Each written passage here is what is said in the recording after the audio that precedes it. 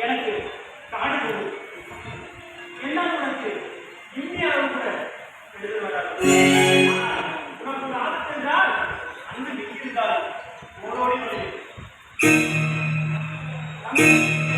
நாட்டு மக்களிடம் அண்ணன் பேரவைக்கு சென்று பேரவை சமாளித்து இரவமா மாணவன் நீ என் தம்பி அதை அடுத்த